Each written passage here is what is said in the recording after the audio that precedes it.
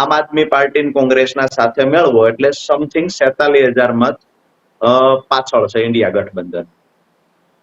આજની સ્થિતિ એવી છે કે એ સમયે ક્ષત્રિય સમાજ મહદ અંશે ભાજપની સાથે હતો. મહદ અંશે 1 લાખ કરતા વધારે મત માત્ર ક્ષત્રિય સમાજના છે જે ભાજપની સાથે હતો. એ વખતના માહોલની વાત કરીએ તો ખૂબ સારો માહોલ હતો. અત્યારના ચૂંટણીના રિઝલ્ટ પણ અત્યારે આ વખતની ચૂંટણી જ્યાં સુધી હું સમજુ છું ત્યાં સુધી નરેન્દ્રભાઈના નામથી લડાવવાની નથી. એટલે કે મતદારો આ વખતે ઉમેદવાર જોઈ અને મત આપવાના છે. કારણ કે ભૂતકાળમાં ખૂબ છેતરાયા, ખૂબ વચનો આપેલા, એ વચનો પૂર્ણ નથી થયા. લોકો હવે સારી રીતે સમજે છે. એટલે વાત કરીએ 47,000 મતનો જે ડિફરન્સ હતો, જે આજથી 1.25 વર્ષ પહેલા ચૂંટણી ગયેલી છે, 1.5 વર્ષ પહેલા. હવે અત્યારની સ્થિતિએ સુરેન્દ્રનગરમાં જે 1 લાખ કરતા વધારે ક્ષત્રિય સમાજ, 22માં એમાંનો 80% સમાજ, 2022માં ક્ષત્રિય સમાજમાંથી 80% મત ભાજપને મળેલા, આજે 95% મત ઇન્ડિયા ગઠબંધનના ઉમેદવારને મળશે. એટલે કે ઋત્વિકભાઈ મકવાણા આરામથી જીતી રહ્યા છે. અહીંયાની વાત કરીએ તો ચોટીલા વિધાનસભા, લીંબડી વિધાનસભા અને ધંધુકા વિધાનસભા, આ 3 વિધાનસભા ખૂબ મજબૂતાઈથી લીડથી ઋત્વિકભાઈ આગળ મોકલશે. પાટડી વિધાનસભા છે એમાંથી પણ લીડ નીકળશે, પણ ચોટીલા, લીંબડી અને ધંધુકા હું માનું છું ત્યાં સુધી 1.25 લાખથી વધારેની લીડ આપશે. પાટડીમાંથી પણ લીડ મળશે 10, 12, 15,000ની. વાત રહી ધાંગધ્રા, વઢવાણ અને વિરમગામ. વિરમગામમાં જે દેત્રોજ વાળો પટ્ટો છે એમાં ક્યાંય જ્ઞાતિનું સમીકરણ કામમાં આવતું નથી. એમાં ઠાકોર વર્સિસ તળપદા આવો કોઈ વિષય નથી. શરૂઆતમાં આ મુદ્દાઓ ઉછળેલા છે. અહીંયા આ જ લોકસભામાં શરૂઆતમાં ખૂબ મુદ્દાઓ ઉછળ્યા, બંને સમાજની મિટિંગો થઈ. પણ વિરમગામનો જે દેત્રોજ વાળો પટ્ટો છે એમાં આ મુદ્દો કોઈ કામ કરતો નથી અને મજબૂતાઈથી ઋત્વિકભાઈના સમર્થનમાં ત્યાંથી મતદારો મત આપી રહ્યા છે. ખૂબ સારી મિટિંગો, સભાઓ પણ થઈ રહી છે. વાત રહી ધાંગધ્રાની, તો ધાંગધ્રા વિધાનસભા છે એ પાટીદાર અને ક્ષત્રિય સમાજ પ્રભાવિત વિધાનસભા છે. તો ધાંગધ્રામાંથી પણ દેખાઈ રહ્યું છે. અને સૌથી મહત્વની વાત તો દેવાંશીબેન, હું તમે બધા જાણીએ છીએ, ગુજરાતના લોકો પણ જાણે છે કે ભાજપનો જૂથવાદ છે. ભાજપના આપણે ક્યાંય પૂર્વ મંત્રીઓ, સાંસદો, ધારાસભ્યો કે સંગઠનના જૂના નેતાઓને ગુજરાતમાં પ્રચાર કરતા જોયા નથી. ઇવન કે પોતાની લોકસભા હોય, પોતે ત્યાંના મતદાર હોય અને 2 મિટિંગમાં હાજરી આપી હોય, તે વાત અલગ છે. મેં કે સુરેન્દ્રનગરમાં ભાજપના નેતાઓને જોયા નથી. ને પહેલી ચૂંટણી દેવાંશીબેન એવી છે કે વઢવાણ વિધાનસભા, જેને ભાજપનો ગઢ કહી શકાય, ત્યાં સ્લીપો ભાજપના નેતાઓ વહેંચી નથી. આ પહેલી ચૂંટણી છે. એક પણ પરિવારને ભાજપના નેતાઓ મળવા નથી ગયા. આ પહેલી ચૂંટણી છે. આજ પણ મતદાનની વાત કરીએ તો જે દર ચૂંટણીઓમાં અમે જોઈએ છીએ, રિક્ષાઓ દોડાવવામાં આવે, ગાડીઓ દોડાવવામાં આવે, આ બિલકુલ આ વખત નથી. એટલે કે વોટ શેર જે ભાજપનો હતો એ ઘટી રહ્યો છે અને જેટલું પણ વધારે મતદાન થશે એટલો ઇન્ડિયા ગઠબંધનને ફાયદો થશે. તો મારે એવું સમજવું છે કે આટલા બધા જ સાનુકૂળ સંજોગો છે, એ એન્ટી ઇન્કમ્બન્સી પણ દેખાઈ રહી છે. તળપદા વર્સિસ ચુંવાડિયા એસસી સમાજ સાથે છે, ક્ષત્રિય સમાજ સાથે છે, કોમ્બિનેશન છે જબરદસ્ત. તો પછી વોટિંગ કેમ ઓછું થઈ રહ્યું છે? 3 વાગ્યા સુધીમાં તો ઓલમોસ્ટ 40%ની આજુબાજુ હતું. ક્ષત્રિયો બહાર નથી નીકળ્યા એવું છે, કેમ કે લીંબડીમાં જ 38% હતું. હું એ વિષય પર પણ આપણે વાત કરીએ કે જ્યાં સુધી હું સમજુ છું ત્યાં સુધી જે ભાજપનું વોટિંગ થઈ જતું હતું શરૂઆતના સમયમાં, એટલે કે બપોરે 1 વાગ્યા સુધી કે 3 વાગ્યા સુધીમાં ભાજપના મતદારો વોટ દઈ આવતા હતા. આ વખતે મેં પહેલા પણ કહ્યું કે જેટલો વોટ શેર ઘટ્યો છે એ વોટ શેર ભાજપને નુકસાન કરશે. જે શરૂઆતનો વોટ શેર ઘટ્યો છે ફાઇનલી ભાજપને નુકસાન કરશે. ભાજપના મતદારો આ વખતે બુથ સુધી પહોંચવામાં, ભાજપના નેતાઓ એને પહોંચાડવામાં ક્યાંક ને ક્યાંક નિષ્ફળ ગયા છે. જેટલું પણ વોટિંગ થાય છે એ જ્યાં સુધી હું માનું છું ત્યાં સુધી ઋત્વિકભાઈનું, એટલે કે ઇન્ડિયા ગઠબંધનના ઉમેદવાર તરફી થાય છે. જે પાર્ટીમાં ઉત્સાહ જ નથી તો એ પાર્ટીના નેતાઓ જ્યાં સ્લીપો નથી વહેંચાય, જ્યાં કોઈ પરિવારને મળવા, જ્યાં કોઈ પ્રચાર કરવામાં નથી આવ્યો, માત્ર એક નરેન્દ્રભાઈની સભા કરીને વાત પૂરી કરી દેવામાં આવી છે. સ્થાનિક નેતાઓને કોઈ રસ નથી દેવાંશીબેન ચૂંટણીમાં. સ્થાનિક નેતાઓ બિલકુલ રસ દાખવતા નથી. એટલે વોટ શેર ઓછો થશે એ ભાજપનો થશે. અને 3 વાગ્યા સુધીનું જે મતદાનના આંકડા આવ્યા છે એ પણ હું જ્યાં સુધી જાણું છું ત્યાં સુધી શહેરી વિસ્તારમાં ખૂબ ઓછું વોટિંગ થયું છે, ગામડાઓમાં વોટિંગ થઈ રહ્યું છે. હા, તો એની સાથે આટલા સાનુકૂળ સંજોગોમાં પણ જો ઇન્ડિયા ગઠબંધન આ બેઠક નથી જીતી શકતું તો એને કોની નિષ્ફળતા માનીશું? પણ જ્યાં સુધી પરિણામ નથી આવ્યું ત્યાં સુધી આપણે તો એવું વિચારી શકાય કે જો ઇન્ડિયા ગઠબંધનના ઉમેદવાર જીતે છે તો ઇન્ડિયા ગઠબંધન જે આશયથી બન્યું છે એમાં ક્યાંક ને ક્યાંક સફળ થયું છે, આવું આપણે માનવું જોઈએ. ખરેખર વાસ્તવમાં તો બે જૂથ આજે વહેંચાયા, મહદ અંશે બે મોટી પાર્ટીઓ, એક ભાજપ સાથે જોડાયેલું ગ્રુપ છે, એક ઇન્ડિયા ગઠબંધનમાં જોડાયેલું ગ્રુપ છે. નેતાઓની વાત નહીં, આ તો મતદારો હવે તો વાત ચોરે ચૌટે વાત થઈ રહી છે કે એક દેશ બચાવવા માટેનું ગ્રુપ છે જે ઇન્ડિયા ગઠબંધન છે. બીજું દેશને જે લોકો કૌભાંડના જેના પર હજારો કરોડના આરોપો લાગ્યા છે, અજીત પવાર જેવા લોકો જે આજે એક જૂથ સાથે જોડાયા છે તો એ ભાજપ સાથે જોડાયેલા છે. તો લોકતંત્રને બચાવવા માટે જે લોકો વોટિંગ કરે છે ઇન્ડિયા ગઠબંધનને મત આપવાના છે. અને વાત કરીએ સફળ થવાની, નિષ્ફળ થવાની, યા તો આપણે વાત કરીએ જશ કોને મળશે કોને નહીં મળે, કોના કારણે હારી ગયા છે, પણ જ્યાં સુધી હું માનું છું ત્યાં સુધી 4 તારીખે જ ખબર પડશે. રિઝલ્ટ એવું કંઈક આવશે કે જેની આપણે કલ્પના પણ નહીં કરી હોય. કલ્પના નહીં કરી હોય એવું રિઝલ્ટ સમજવા માટે પહેલા એ જાણવું જરૂરી છે કે કલ્પના શું કરી છે પરિણામની. તમે શું કલ્પના કરી છે? અમે જે કલ્પના બહારનું રિઝલ્ટ હશે એ શબ્દ સાથે હું એક શબ્દ પણ ઉમેરી દઉં, ભાજપની કલ્પના બહારનું રિઝલ્ટ હશે. અમે જે કલ્પના કરી છે એ તો સ્વાભાવિક છે કે અમે માનીએ છીએ દેવાંશીબેન કે 8 થી 10 સીટ એવી છે જ્યાં મજબૂતાઈથી નિખાલસ ભાવે સ્વીકારવું પડે કે ક્યારેય ભાજપે નહોતું વિચાર્યું કે આવડી ટફ ફાઇટ થશે. આજે ભરૂચની વાત કરીએ, ખૂબ મજબૂતાઈથી ફાઇટ થઈ રહી છે. ભરૂચના તો આંકડા જ બતાવે છે કે લોકોમાં કેટલો બધો ઉત્સાહ છે. 60%થી, હમણાં લાસ્ટ ટાઈમ મેં જાણ્યું ત્યારે 60%થી વધારે મતદાન થઈ ચૂક્યું છે. એટલે અમુક જે કાંઈ છે, બનાસકાંઠા છે, ખૂબ બનાસકાંઠા છે, તો આપણે પણ માનીએ છીએ કે બનાસકાંઠામાં સારામાં સારું પરફોર્મન્સ થઈ રહ્યું છે. એટલે આવી જે લોકસભાઓ છે તો એમાં દેખાય છે સમીકરણો પણ કામ કરે છે, ત્યાંનો ઉત્સાહ પણ કામ કરે છે. અને આજથી 3 મહિના આપણે પાછા જતા રહીએ તો જે ઉત્સાહ હતો, જે ભાજપની વિરુદ્ધમાં માહોલ જોઈએ 3 મહિના પહેલા કાંઈ નહોતો. હું તો એવું પણ કહું છું કે આ માહોલ જે છે, હા એન્ટી ઇન્કમ્બન્સી તો હતી જ, પણ જે માહોલ એની વિરુદ્ધમાં બન્યો છે આ ક્યાંક ને ક્યાંક લોકોની અંદરનો આક્રોશ ફૂટી નીકળ્યો છે. લોકો બેરોજગારીથી પીડાય છે, મહિલાઓ મોંઘવારીથી પીડાય છે. ભૂતકાળમાં આપેલા વચનો આ સરકારે પૂર્ણ નથી કર્યા એ લોકોને યાદ છે. દેવાંશીબેન, આજે ડિબેટો પણ એની થવી જોઈએ કે ભૂતકાળમાં જે સરકાર બની છે એને ખરેખર 14માં અને 19માં શું વચનો આપ્યા હતા, એમાંના કેટલા વચનો પૂરા થયા છે. જમાવટના માધ્યમથી ખૂબ પ્રયાસ થઈ રહ્યા છે, પણ લોકોમાં પણ આ ચર્ચા થવી જોઈએ કે કેટલા વચન અમારી પાર્ટી ઇન્ડિયા ગઠબંધનની સરકાર હોય તો એમાં પણ ચર્ચા થવી જોઈએ કે 5 વર્ષના શાસનમાં આપેલા વચનો પૂર્ણ થયા છે કે કેમ. નથી થયા તો એને ખુલ્લા પાડવા જોઈએ. તો આજે ગુજરાતની જનતા તો ખૂબ શાણી છે અને વચન પર પાકી છે. તો એ લોકોની સાથે જ્યારે કોઈ ગદ્દારી કરે તો સ્વાભાવિક છે ગુજરાતની જનતા એનો જવાબ આપશે. ચર્ચા તો એ પણ થવી જોઈએ કે માહોલ તો રાજુ કરપડાએ પણ બહુ સરસ બનાવ્યો હતો વિધાનસભા 2022માં. મને બહુ સારી રીતે યાદ છે કે આમ આદમી પાર્ટી જે જીતવાની બેઠકો ગણાવતી હતી એમાં તમારું પણ નામ લેતી હતી, પણ માહોલ જેવા પરિણામો તો દરેક વખતે આવવા જરૂરી નથી હોતા. જ્યારે મેદાનમાં ઉતરીએ છીએ દેવાંશીબેન, ત્યારે આપણે જીતીએ છીએ અને કોઈ પણ સંજોગે આપણે રાત દિવસ મહેનત કરવાની છે જીતવા માટે. આ આશયથી આપણે ઉતર્યા હોઈએ છીએ. માહોલ ઓટોમેટિકલી, અમે પૈસાદાર પાર્ટી નથી, પૈસાદાર પરિવારમાંથી નથી આવતા. અમારો માહોલ હશે એ પૈસા આપીને બનાવેલો માહોલ નહીં હોય જે અન્ય પાર્ટી બનાવે છે. અમારો માહોલ સ્વયંભૂ માહોલ બને છે. અમે લોકો, હું તમને એ પણ કહું કે જ્યારે ચૂંટણી હારવાની વાત થઈ, દેવાંશીબેન, હું આજે જાહેર મંચ પરથી પણ ઘણી વાર કહેતો હોઉં છું કે લોકોના દિલ જીતવામાં રાજુ કરપડા સફળ થયો છે. આજે લોકો ખૂબ પ્રેમ કરે છે. હા, ચૂંટણી હાર જીત તો સમજીએ કે મારા જીવનનો પહેલો અનુભવ હતો. હું ક્યારેય ભૂતકાળમાં ચૂંટણી નથી લડ્યો, પહેલી વાર હું ચૂંટણી લડ્યો છું. નવાઈની વાત એ હતી કે ભાજપ સિવાયની કોઈ પાર્ટીમાં જેની જ્ઞાતિના મત નથી, એ ચોટીલા વિધાનસભા એવી હતી કે મારા સમાજના મત ત્યાં નથી.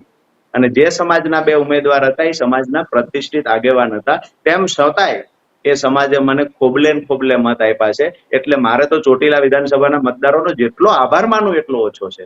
હાર જીત તો પછીની વાત છે. તો આ વખતે સાથે જ્યારે લડવાનું આવ્યું તમારે અને ઋત્વિક મકવાણાએ ભેગા થઈને, તો બધું બરાબર થયું ખરું, લડાયું ખરું એ રીતે?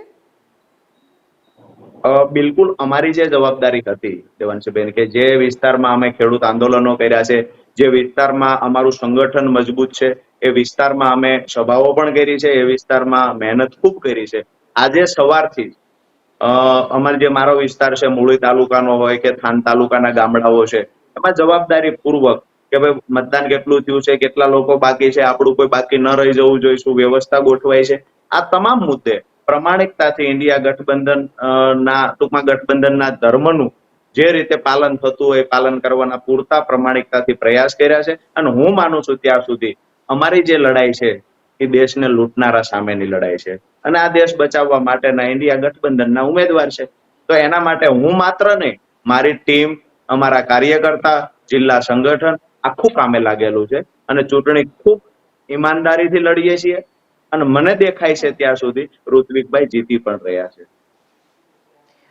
ઇન્ડિયા ગઠબંધનમાં આમ આદમી પાર્ટીના ભાગે 2 બેઠકો આવી છે, ભાવનગર, ભરૂચ. ભાવનગરમાં પણ સરખામણીએ ઓછું વોટિંગ તો થઈ જ રહ્યું છે, એટલે એટલું બધું જ કંઈ જબરદસ્ત ક્ષત્રિય આંદોલને એટલીસ્ટ ભાવનગરમાં અસર કરી હોય એવું પ્રાઇમા ફેસી નથી દેખાઈ રહ્યું. પણ એ સમજવું છે કે ભરૂચમાં શું અપેક્ષા છે તમને ચૈતર વસાવા માટે? જે મતદાનની આપણે વારંવાર વાત કરીએ છીએ, તો જ્યાં સુધી હું જાણું છું ત્યાં સુધી 19માં પણ એવું કઈ ખાસું મતદાન નહોતું. મને એવું લાગે છે કે આ વખતે પણ આપણે એની નજીક તો પહોંચી જશું. બરાબર છે. ભાજપની વાત કરીએ તો જયારે વોટિંગ થયું ત્યારે સમજો કે એને 37% સમથિંગ વોટ મળેલા, તો એની સામે અન્ય પાર્ટીઓને 63% આસપાસ મત મળેલા છે.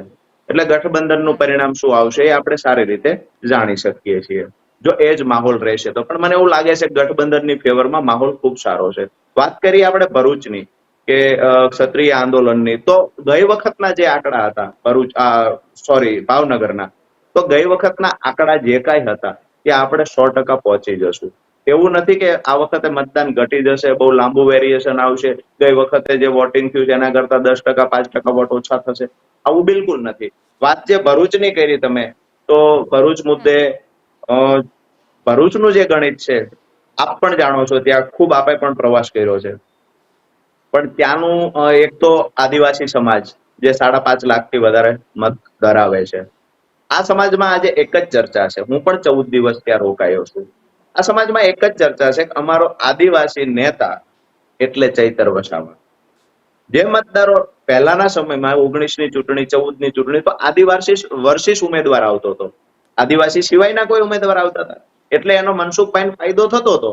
આ વખતની ચૂંટણી એવી છે કે આદિવાસી ઉમેદવાર આવ્યો, વસાવા પરિવારમાંથી આવ્યો, યુવાન આવ્યો, લડાયક. આદિવાસી સમાજ આમ પણ લડાયક સમાજ છે, એને લડાયક યુવાન વધારે પસંદ છે.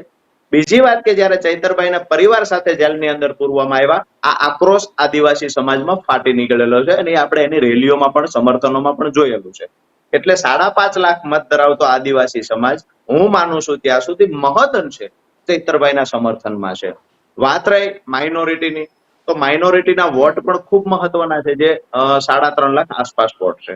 તો એમાં પણ ચૈતરભાઈને આ વખતે કોંગ્રેસના ઉમેદવાર ત્યાં નથી, ઇન્ડિયા ગઠબંધનના ઉમેદવાર ચૈતરભાઈ છે, એટલે એ મતનો પણ ખૂબ સારો ફાયદો મળશે.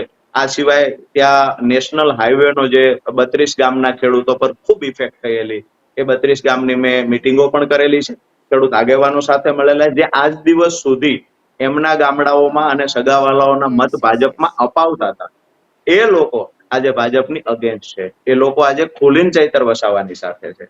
એટલે ઓલમોસ્ટ જોઈએ તો દરેક સમાજનું સમર્થન ચૈતર વસાવાને મળી રહ્યું છે. ત્યાં પણ 80,000 મત ક્ષત્રિય સમાજના છે.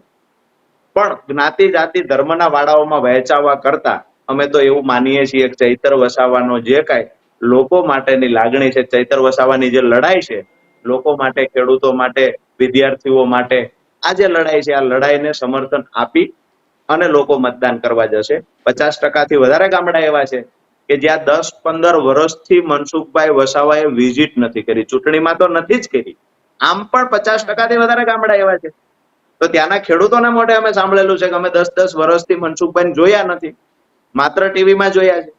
તો આ લોકો ખુલીને ચૈતરભાઈને મત આપશે અને એન્ટી ઇન્કમ બનશે તો બને જ, જ્યારે આટલો સમય થયો. એ સિવાય મનસુખભાઈનો વ્યવહાર આપણે જોયેલો છે, જાહેરમાં ગાળો બોલવી, જાહેરમાં કોઈને ધમકાવવા, કામની વાત તો કરવી જ નહીં, પછી અધિકારી હોય તો પણ ભલે, મતદાર હોય તો પણ ભલે. એટલે ભરૂચ લોકસભાની અંદર ચૈતરભાઈ માટે ખૂબ સારા સમીકરણો ગોઠવાયા છે અને ચૈતરભાઈ આરામથી જીતશે. ત્યાંનો ઉત્સાહ મતદાનની જે ટકાવારી છે એ જ બતાવે છે કે રેકોર્ડ બ્રેક ત્યાં મતદાન થવાનું છે આજે. ઓકે, અને બીજી મહત્વની વાત એ પણ છે કે ત્યાં પર્ટિક્યુલર ભરૂચની જે વોટિંગ પેટર્ન છે, તો એમાં ડેડિયાપાડામાં સૌથી વધારે વોટિંગ થઈ રહ્યું છે અને ઝઘડિયામાં વોટિંગ થઈ રહ્યું છે. ભરૂચ શહેર અને અંકલેશ્વરમાં ખાસું ઓછું મતદાન છે. તો જે મુસ્લિમ બાહુલ વિસ્તારો છે એ પણ તો આની આજુબાજુ છે. તો શું રાજુભાઈ, આના પરથી શું એવું સમજવું કે શહેરો તો ઓલરેડી ઓછું વોટિંગ કરતા હોય છે સરખામણીએ, પણ મુસ્લિમ ખુલીને બહાર નથી નીકળ્યા ત્યાંના? દેવાંશભાઈ, અમારો જ્યારે ભરૂચ લડવાની વાત થઈ ત્યારથી લઈ અને આજ દિવસ સુધી સૌથી પહેલો ટાર્ગેટ એ હતો કે ભરૂચ લોકસભાની અંદર ડેડિયાપાડા અને ઝઘડિયામાં મેક્સિમમ વોટિંગ થવું જોઈએ, મેક્સિમમ થવું જોઈએ. એટલા માટે ક્યાં વોટિંગ થશે, હું તમને માત્ર ડિબેટોમાં નેતાઓ વાત કરતા હોય છે એ રીતે નહીં, પ્રમાણિકતાથી કહું છું કે જેટલું પણ વોટિંગ થશે એમાંનું 75% વોટિંગ ચૈતર વસાવાની ફેવરમાં થશે, ઝઘડિયા અને ડેડિયાપાડામાં. આ જે મારું અનુમાન છે, એ વિસ્તારનો પ્રવાસ કર્યા પછી, ત્યાં વિસ્તારના મતદારોને મળ્યા પછીની વાત કરું. હવે વાત કરીએ અંકલેશ્વર અને ભરૂચ. જે ભાજપ પોતાનો ત્યાંથી લીડ ખૂબ સારી નીકળશે આવું ભાજપ માને છે. અંકલેશ્વર અને ભરૂચનું જે વોટિંગ વોટશેર આજનો ઓછો છે, મતદાન ઓછું થઈ રહ્યું છે, અમારું સીધું ગણિત છે, હું જાહેરમાં નહીં કહું પણ અમારું સીધું ગણિત છે કે એમાં ચૈતરભાઈ બેનિફિટ છે. માઇનોરિટી સમાજના મત પડ્યા નહીં રહે, એ વોટિંગ થઈ જશે. જે બીજી વાત છે કે અમુક લોકો તડકાના હિસાબે મતદાન કરવા નથી જતા, અથવા તો ભરૂચની જનતા ભાજપથી નારાજ છે. ઘણા મતદારો એવા પણ છે કે અન્ય પાર્ટીને સ્વીકારતા નથી, પણ ભાજપને પણ આ વખતે મત દેવા નથી જવું. આવું અમે ઘણા લોકોના મોઢેથી સાંભળ્યું છે. અને ત્યાંનો ડોર ટુ ડોર કેમ્પેન સતત છેલ્લા 1 મહિનાથી આમ આદમી પાર્ટી ત્યાં ડોર ટુ ડોર કેમ્પેન કરી રહી છે. તમામના ઘરે 2-2, 3-3 વખત આમ આદમી પાર્ટીના નેતાઓ પહોંચી ચુક્યા છે, અમારી વાત લઈ અને ત્યાં પહોંચ્યા છે. અમારા ત્યાં જે કાંઈ ચૈતરભાઈના કામ હતા, કામને લઈને પહોંચ્યા છે. એટલે ક્યાંક ને ક્યાંક ભરૂચ તો ફાઇનલ ચૈતરભાઈ જીતે છે. અને જે ડેડિયાપાડાનું ને ઝઘડિયાનું વોટિંગ થઈ રહ્યું છે, આમ તો ઓલમોસ્ટ 7 વિધાનસભાનું વોટિંગ અમે જે વિચાર્યું હતું, એ વિચારેલું હતું એ જ પ્રમાણે વોટિંગ થઈ રહ્યું છે. એટલે અમને સ્પષ્ટ દેખાય છે, અમે કોઈ સવાલ કે શંકા જ ઊભી નથી થતી કે ચૈતરભાઈ જીતશે કે કેમ. ઓકે, અત્યારે અમરેલીમાં જે આંકડો સામે આવ્યો એ પણ સરખામણીએ ખાસો ઓછો આવ્યો છે. સૌરાષ્ટ્રના અમુક વિસ્તારોમાં 2019માં પેટર્ન અલગ હતી, એટલા માટે આ વિષય પર, કેમ કે 2019માં આખા દેશમાં રાષ્ટ્રવાદનું વાતાવરણ હતું, પુલવામા તાજું હતું, લોકોના મનમાં આક્રોશ પણ હતો અને એટલે જ વોટિંગ ત્યાં બહુ જ લોકોએ ઉત્સાહથી કર્યું હતું. આ વખતે આખા દેશનો કોઈ એવો કોમન મુદ્દો નથી દેખાયો. ગુજરાતમાં પણ બધી લોકસભાને એક તાંતણે બાંધે એવો કોઈ એક ચોક્કસ વિષય નથી. તો સૌથી વધારે મહત્વનું, રાજુભાઈ હું આપની પાસે આવીશ, પરંતુ આંકડા અત્યારે આવી રહ્યા છે. અમરેલીમાં 41% મતદાન, 5 વાગ્યા સુધીના આંકડા છે. આ 5 વાગ્યા સુધીના મતદાનના આંકડા. આણંદમાં 53% મતદાન થયું છે અત્યારે, જે 5 વાગ્યા સુધીના આંકડા સામે આવ્યા છે એના વિશે વાત. અમદાવાદ પશ્ચિમમાં આખરે 44% સુધી તો આંકડો પહોંચી ગયો છે. અમરેલીમાં 41% મતદાન થયું છે અને એટલે જ આ જે મતદાનનો આંકડો છે એ 64%ની આજુબાજુ ગયા વખતે હતું, ત્યાં સુધી તો પહોંચી જશે એવું લાગી રહ્યું છે. પણ છતાંય જે બેલેન્સ જળવાય છે કેવી રીતે થાય છે કે ભાઈ ડેડિયાપાડામાં 5 વાગ્યા સુધીમાં એટલું બધું વોટિંગ થઈ ગયું છે, 3 વાગ્યા સુધીમાં ત્યાં ઓલરેડી 68% થઈ ગયું હતું. ડાંગ એટલું અદ્ભુત રીતે મતદાન કરી રહ્યું છે, તો ત્યાંનો આંકડો 80%ને પાર ઓલમોસ્ટ પહોંચી જવાનો છે. થરાદ એટલી સરસ રીતે મતદાન કરી રહ્યું છે, ખેડબ્રહ્મામાં બહુ સરસ આંકડા આવી રહ્યા છે, દાંતા સરસ રીતે મતદાન કરી રહ્યું છે. પણ સામે તમે જેવા શહેરોમાં આવો છો, વિસાવદરમાં તો વોટિંગ જ નથી કર્યું લોકોએ. એમને ત્યાં બાય ઇલેક્શન નથી થયું, એ લોકો બાય ઇલેક્શનના હકદાર તો હતા, પણ છતાંય ત્યાં પેટા ચૂંટણી નથી થઈ. તો એ નિરાશા ત્યાં દેખાઈ. પોરબંદર, માણાવદર, જ્યાં જ્યાં બાય ઇલેક્શન થઈ રહ્યા છે, પેટા ચૂંટણી થઈ રહી છે, ત્યાં ત્યાં મતદારો નિરાશ દેખાઈ રહ્યા છે વોટિંગમાં. બાકી સામાન્ય સંજોગોમાં તો વિધાનસભામાં લોકો વધારે ખુલીને આવતા હોય છે મત કરવા માટે, પણ આ વખતે માણાવદર કે પોરબંદર કોઈ જગ્યાએ જ્યાં પેટા ચૂંટણી થઈ રહી છે ત્યાં મતદારોમાં વોટનો ઉત્સાહ નથી. અને લોકો વિચારે ને કે ભાઈ 1.5 વર્ષ પહેલા તો આપ્યો હતો, આખો ફરીથી એનું એ જ કરવાનું છે તો ક્યાં જઈને આપીએ, એટલે એક એ પણ પેટર્ન દેખાઈ રહી છે. રાજુભાઈ, વિસાવદરની જનતા જે ઓછું મતદાન કરી રહી છે એનું એક આકલન જે અમે સમજી રહ્યા છીએ કે ભાઈ એ લોકોને પેટા ચૂંટણીના હકદાર હતા અને નથી મળ્યું, કે પછી એના સિવાયના પણ બીજા કોઈ કારણો હોઈ શકે છે ઓછા મતદાન પાછળ? મુખ્ય કારણ તો જે તમે વાત કરી એ જ છે કે લોકોમાં નારાજગી, એક તો ભાજપ માટે એ નારાજગી ભાજપ પર છે કે વારંવાર અમારા ચૂંટાયેલા પહેલો બનાવ નથી. આની પહેલા પણ હર્ષદભાઈ સાથે બી એ થયેલું છે. એની પહેલા જઈએ તો એ લગભગ 2012 થી ત્યાં એ થતું આવે છે કે જે કાંઈ વિસાવદરની જનતા કોઈ ચૂંટીને મોકલે છે તો એને ભાજપના નેતા ભાજપમાં એન કેન પ્રકારે સામેલ કરી દે છે. એટલે વિસાવદરમાં ફરીવાર પેટા ચૂંટણી આવે છે. ખૂબ આક્રોશ છે લોકોમાં, ખૂબ નારાજગી છે. પણ જે વાત કરીએ કે વોટશેર કેમ ઓછો થાય છે, તો મતદાન જે ઘટ્યું છે એનું કારણ, મુખ્ય કારણ હું માનું છું ત્યાં સુધી એ જ છે કે લોકો નારાજ છે. મત આપીને ફાયદો શું છે, લોકોની માનસિકતા. વિપક્ષ હંમેશા આ ખરીદ વેચાણની ના એટલે પાડે છે, એનો વિરોધ પણ એટલા માટે થાય છે કે લોકોની માનસિકતા એક બદલાતી જાય છે કે અમે મત ગમે તેને આપવી, કોઈ ફાયદો નથી, ચૂંટણીનો કોઈ ફાયદો નથી. જ્યાં વારંવાર ચૂંટાયેલા નેતા વહેંચાયા છે ત્યાંનો તમે આંકડો ચેક કરી લેજો મતદાનનો, ત્યાં લોકોની મગજમાં એક એવી માનસિકતા લોકોની થતી જાય છે કે લોકશાહી પર્વની વાત ક્યાં કરવાની, અમે જેને મત આપ્યો છે એ માણસ જતો રહે છે, વારંવાર એને ખરીદી લેવામાં આવે છે, તો મત શા માટે આપવા જઈએ? શા માટે આપણો સમય બગાડીએ? મતનો કોઈ મતલબ તો છે ને, જેને ચૂંટીને મોકલો છો એ મોટી રકમ લઈને ભાજપમાં જતા રહે, ફરી ચૂંટણી આવે, વારંવાર ચૂંટણી આવ્યા કરે છે અને અમારો મત. આજે મને તમે સમજાવો દેવાંશીબેન કે વિસાવદરના મતદારો મત આપવા જાય વિધાનસભામાં તો જે લોકો 3-4 વખત છેતરાયા છે ઉપરા ઉપર, એ લોકોની માનસિકતા શું હોય આજે? બિલકુલ એ લોકો મતદાનથી દૂર રહેવાના પ્રયત્ન કરશે. અને આ જ પરિસ્થિતિ, જો આ સિસ્ટમ ચાલશે તો આ પરિસ્થિતિ ગુજરાતમાં દેશમાં ઊભી થશે. હા, એ નિરાશા ડેફિનેટલી દેખાઈ રહી છે. માણાવદરમાં પણ એવું જ છે. જવાહર ચાવડા ચૂંટાયા, ભાજપમાં ગયા, મંત્રી બન્યા, લાવ્યા, હાર્યા, અરવિંદ લાડાણીને બનાવ્યા તો એ ભાજપમાં ગયા. વિસાવદરમાં પણ સેમ પેટર્ન જોવા મળી રહી છે.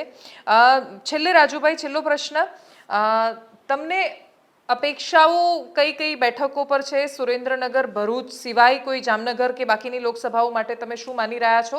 અને દેશની ચૂંટણીમાં શું અપેક્ષા છે, કેમ કે તમારા સૌથી મોટા નેતાઓ તો બધા જેલમાં છે?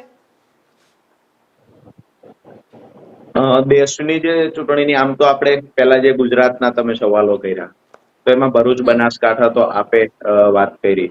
મને એ બી દેખાય છે કે અનંતભાઈ પણ જીતી શકે. અમરેલીનું પણ ખૂબ સારું પરફોર્મન્સ થઈ રહ્યું છે. જામનગરની વાત કરીએ તો જ્ઞાતિ સમીકરણ પ્રમાણે જો ચાલશે એ પ્રમાણે મતદાન થશે તો 100% ત્યાં ફાયદો થશે જ.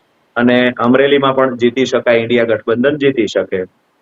ઓલમોસ્ટ એવી 8 સીટો છે કે ત્યાં ઇન્ડિયા ગઠબંધનના ઉમેદવાર જીતી શકે છે. ખાસ કરીને સૌરાષ્ટ્રની વાત કરીએ તો 3 સીટ પર. રાજકોટની જે વાત કરીએ તો રાજકોટમાં આપણે એવું માનતા હોઈએ છીએ કે રાજકોટ તો ભાજપનો ગઢ છે, વર્ષોથી ભાજપના નેતા ચૂંટાતા આવતા હોય છે. પણ આ વખતનું સમીકરણ આપણે જે માન્યું છે એનાથી કંઈક અલગ છે. આ વખતના મતદારોનો મિજાજ પણ કંઈક અલગ છે. ક્ષત્રિય આંદોલનની ઇફેક્ટ થશે ને પરેશભાઈ જીતી જશે, માત્ર એક કારણ છે એવું બી નથી. પણ કારણો ઘણા એવા છે કે લોકો આજે શહેરની, અમદાવાદનું તમે ચેક કરશો તો અમદાવાદ જેને આપણે ભાજપનો ગઢ ગણીએ છીએ, વિપક્ષના મજબૂત ઉમેદવાર ત્યાં નથી, આ પ્રમાણિકતાથી સ્વીકારવું પડે. તેમ છતાંય અમદાવાદનો મતદાન કેમ ઓછું થયું છે? મતલબ તમે જેટલા ભાજપ પોતાના ગઢ સમજે છે એ વિસ્તારમાં ખૂબ મતદાન ઓછું છે.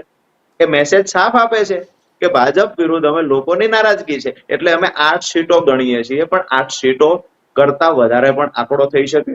ઓલમોસ્ટ જે નેતાની વાત કરીએ છીએ તો હું જ્યાં સુધી સમજુ છું ત્યાં સુધી હવે ઘર ઘર સુધી એ વાત પહોંચી ગઈ છે કે કૌભાંડી લોકો છે જે ભાજપમાં સામેલ થાય છે તો એ એવી રીતે પ્રમાણિક બની જાય છે, એવી રીતે ખરેખર એની પરથી કેસ ખેંચી લેવામાં આવે, એને નિર્દોષ સાબિત કરી દેવામાં આવે, ક્લીન ચીટ આપી દેવામાં આવે. લોકો સમજતા થઈ ગયા છે. જે અરવિંદ કેજરીવાલની, મનીષ સિસોદિયાજીની વાત કરીએ કે ઝારખંડના હેમંત સોરેનજીની વાત કરીએ, આ તમામનો વાંક શું હતો? તો હવે લોકો સમજે છે સારી રીતે કે એમની પર કોઈ મજબૂત પુરાવા નથી. આજે તો સુપ્રીમ કોર્ટે પણ કહ્યું છે કે અરવિંદ કેજરીવાલ સામેના કોઈ મજબૂત પુરાવા નથી. અરવિંદ કેજરીવાલ સામે કેસ બનતો નથી. આજે લગભગ 12 12:30 સુધીના જે સમાચાર હતા. તો સુપ્રીમ કોર્ટ એવું સ્વીકારે છે, લોકોને ખબર છે, અરવિંદ કેજરીવાલજીએ વારંવાર કહ્યું છે કે મારી સામેના પુરાવા આપો. જો પુરાવા હોત તો સંજયસિંહ શા માટે છૂટી ગયા છે? સંજયસિંહના કેસમાં પણ સ્વીકાર્યું છે ઈડીએ કે સંજયસિંહ સામેનો કોઈ અમારી પાસે પુરાવો નથી, એટલે તો સંજયસિંહ છૂટ્યા છે. વાત એ છે કે નેતાઓ જેલમાં છે, પણ આમ આદમી પાર્ટી જેટલી પણ સીટ પર લડે છે, પછી 4 સીટ દિલ્હીની હોય તો પણ ભલે, 13 સીટ બિલકુલ. પંજાબની હોય તો પણ ભલે, કુરુક્ષેત્રની હરિયાણાની સીટ હોય તો પણ ભલે, દરેક જગ્યાએથી આસામની 2 સીટ હોય તો પણ ભલે, દરેક જગ્યાએ લોકો આમ આદમી પાર્ટી સાથે ચીપકી રહ્યા છે.